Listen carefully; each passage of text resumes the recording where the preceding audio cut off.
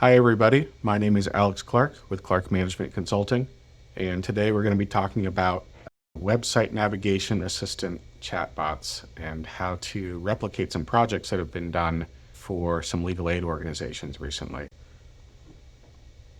Google Dialogflow is the technology that these chatbots are built with. It is a natural language and understanding platform for development of customer service bots. Although AI, natural language processing technology, and machine learning are a part of the Dialogflow technology, its content and behavior must be curated with intents, triggers, and contexts. This makes the technology different from conversational AI systems like ChatGPT that simulate a much more free-form conversational mode of use.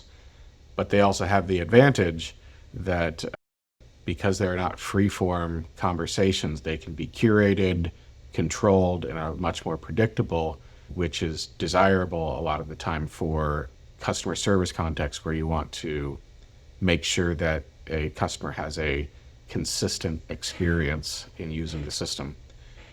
3 chatbots so far have been funded by LSC and HUD, have been done as an alternative to website search, where a bot is used to determine what kind of information or resources a website user may be seeking, and then provides them links to the resources that are most likely to be helpful. My company, Clark Management Consulting, has termed these website navigation assistant chatbots. The 3 completed projects, Idaho Legal Aid's Gem, Pine Tree Legal Aid's Moose, and Kansas Legal Services Sunflower, were all developed under open source licenses with the intent that other organizations could replicate them freely if desired. Commercial support from Clark Management Consulting is available for these types of projects, but it is not required for replication. In this training, I am going to explain the basic steps for adaptation and replication. Here are several useful resources for Dialogflow generally and for the things that I'm going to be talking about in this video. Probably the most important item is this first URL on this page here, github.com/AMSClark/KLS_chatbot_public. You can't really see the underscores because of the way that PowerPoint has styled the link, but there are underscores between those words at the end. And that is both where you would download the chatbot resources, the zip file, to replicate a chatbot for your organization. And it's also where I have shared these other links that you see on this slide, and where I will update other resources and other links in the future. So the first thing that you're going to do when you visit the GitHub repository is you're going to come to this green code button. You're going to click it, and you're going to download the zip file. Then you're going to log into dialogflow.cloud.google.com. This is the basic URL to get to the service. And you're going to come to, you probably won't have any bots in there, but you'll come to the drop down here and come to the bottom and create new agent. You can name it whatever you want, as long as it doesn't have spaces. And then what you're going to do, you're going to come to the gear icon by your bot's name. You're going to click on export and import, and then restore from zip, because that completely replaces what's in there. And we want to make sure that the default fallback and default welcome intent are replaced. So important clarification. Restore from zip will replace the current agent version with the new one. All the intents and entities in the older version will be deleted. Select that file that we downloaded, type in restore, and done. So now we have the basic import done, and next I'm going to explain some of the settings changes that we need to make, and I'm going to explain how to go through and edit all of the payloads to point to URLs in your website instead of the Kansas Legal Services website. Okay, next we're going to come to the bot settings, and I'm going to explain each component and how I recommend setting it. You don't have to set a description. I don't know that setting a time zone matters for the basic types of bots that we set up. There's nothing really that's time dependent. The project ID is useful to just take note of, because if you do set up any advanced fulfillments or logging, you will have billing, and you'll also have projects in Google Cloud Console that correspond to that project ID. So just good to be aware of what the project ID is. I don't really know that there's anything useful in beta features that I'm aware of. I just am not up to speed on the latest and greatest features that they've added, so I would recommend just leaving it off unless you have a reason to turn it on. The logging settings are going to depend on whether you are content with the basic built-in logging and analytics features, or whether you're going to be setting up the Google Cloud logging and data export, which I have a separate video on. And of course, if you are going to be setting that up, you want to toggle that on. Languages, I think you can just leave that. I recommend turning on the spell correction, and I recommend turning on validation when agent training is performed. I don't recommend turning this one on because it's disabling automatic retraining. I think you do want it. Like it says, it does slow things down a little bit, but this way you don't have to remember to go and train it all the time. Export and import, this is where we were before. I recommend creating the zip file backups as you make changes to your bot, because there isn't any other mechanism for change control of your bot other than these like zip export. And what you can do is you can do what I did, and you can go export as zip, and then you open the zip file and you take the contents of the zip file and you put it in a GitHub repository. And then you just overwrite the contents of that repository when you do zip exports and unpacking, and that way you can have a change control, and if you need to, you can roll back to an earlier version of the bot just by doing a zip file export of the GitHub repository at that point in time in its change control tracking history. Environments, there's nothing really that you need to set here. Speech, there's nothing really that you need to set here either, because this is related to like the integrations where you could set this up with Google Assistant and like a telephone system or a Hey Google type of system. And it's just not relevant to the types of bots that we build for website navigation assistant purposes. Sharing, this is how you collaborate with other people in your team. You just have to invite them here. There's only two different levels, they're developer and reviewer. You have to make sure to add them and then click add and then click save up at the top, or else it won't take effect. Under advanced, sentiment analysis is not really useful for this type of bot either, so I recommend just leaving that off. Okay, next we're going to take a look at how to modify these intents and a couple tips and tools to make it a little bit easier. So one of the really annoying things about Google Dialogflow is that there is no open in a new tab.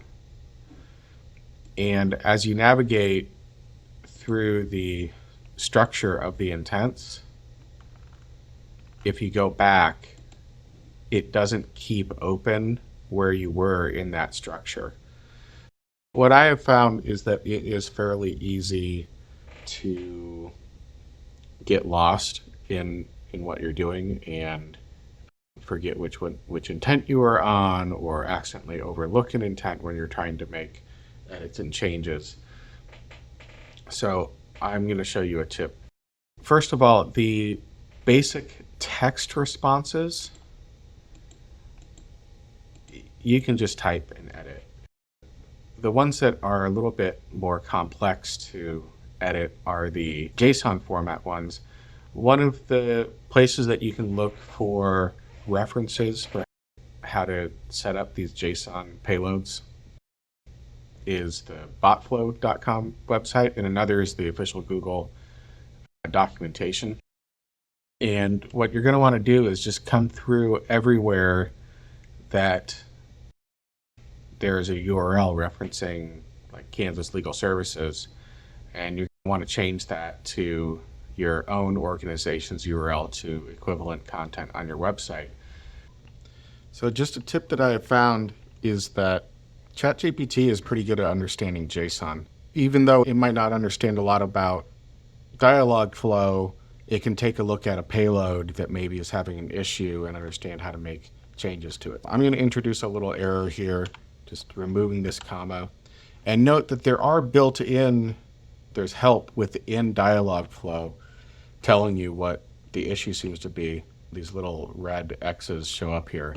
But I'm just going to go ahead and take all of this right here and copy it. And I'm going to say, help me fix the error in this JSON. And paste it and see what it says.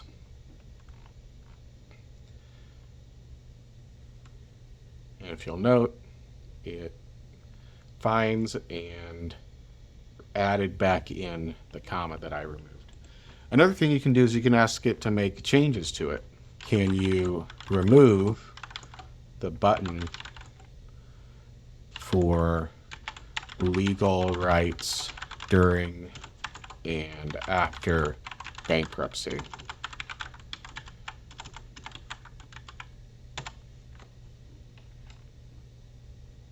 And it'll modify the JSON to remove that item.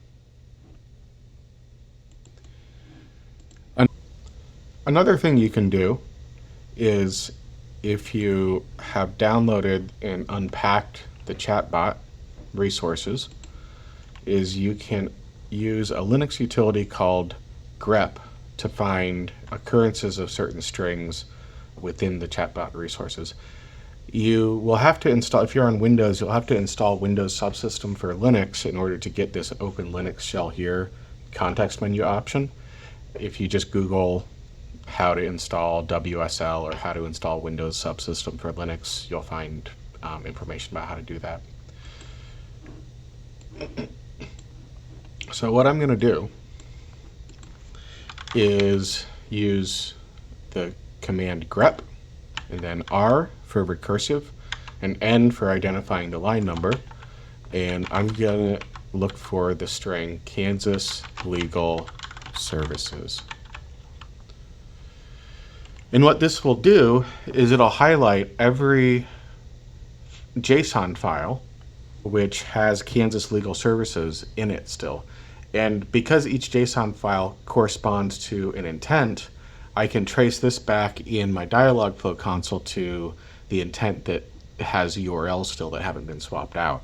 So what you could do in terms of workflow is you could go through in the Dialogflow console all of your intents that you need to update the links in, and then once you're done, in order to make sure that you got all of them, you could export to a zip file, unpack it, and use grep to make sure that you got them all. Another thing you could do is, if you have like some phrasing that you have used in multiple intents and you need to just replace it or add something on to the end of it, you could use this as a way to find everywhere that you've used that, and you could use a command line utility called sed, S-E-D, for stream editor.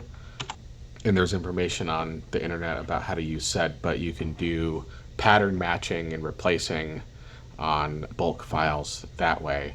Sometimes that can be a little bit easier and a little bit faster to do the research on how to use a sed or a grep to make bulk changes in these intents instead of clicking through everything in your console. And then of course you would want to, if you're using utilities to make changes, you would want to repack it into a zip file and upload it again into the console to apply those changes. I want to highlight the behavior of one intent that is a little bit different from other intents and a little bit special. So if you'll notice, all of these intents have a blue dot here, except for this one called other states. The reason for that is that other states has a higher priority than all other intents. And you set the priority from right here. So I've set the other states priority to highest because basically if somebody asks a question, what are my rights when I'm facing eviction in Texas? We actually don't, if our organization doesn't help people in Texas, we actually don't want to match the housing intent. We actually want to make sure that this one that's called other states is matched. This is also one where, unlike other intents where I recommend not using and avoiding, entities are these highlighted items. The other states one we want to use and make sure that the names of states are highlighted here. By the way, if your state is one of the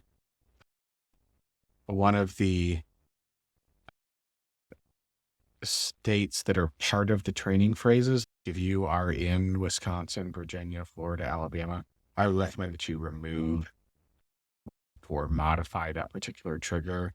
So if you say, if you're in Florida, maybe changes, do you help with issues in Florida to do you help with issues in, and just name some other state. And the payload, you also want to make sure actions and parameters that you have it set up like this, the whatever your state name is, and the entity and value, because you can actually use that value, that $ non-Kansas state, you can use that in the text response. And you'll also want to change this here. So basically you need to make the modifications to this intent so that it is going to behave properly for the state that you are in, not Kansas. The other part of this that you need to set up is under entities. So you switch from intents to entities, and you can set up your non-Kansas state or non-Florida state or non-Ohio state. And you just want to have a list of every state that's not your state, and then save it. And then that way it should be able to recognize by the non-local state entity. And maybe that's what we should change it to. Just change to, maybe it should be non-local state. And then you just have to modify this list. But that is something that's a little bit different and a few extra steps than modifying the other intents, where all you have to do is swap the URLs or create or remove entire intents or change the training phrases. This one has a little bit more to it because of that entity and those variable values. So that is how you do that. Another topic that I'd like to discuss and explain that is a little bit unique to these chatbots specifically, and that you won't find explanation of probably in general documentation about Dialogflow, is how to integrate these with the DLaw websites, the Drupal for legal aid websites that are used by a lot of legal aid organizations within the legal services community and maintained by Urban Insight. The way that you do that is you'll come down here to integrations, and you are going to choose Dialogflow Messenger. You have to pick an environment, hit enable, and you're going to copy this code right here. And it consists of a script source and then a DF messenger tag with some attributes inside of it. By the way, you want to change the chat title here. That's what actually controls what is shown in the messenger window. There's not anywhere else that is controlled other than in this attribute in the embed tag itself. Then what you're going to want to do is you're going to log into the back end of your organization's website. And you're going to come down to site settings and then chatbot. And then all you need to do is copy paste that snippet right here. The rest of the code here is related to basically controlling the read clearly widget and to make sure that it doesn't appear over the top of other content, and also to create a hidden button, invisible button within the website footer that you'll be able to tab to.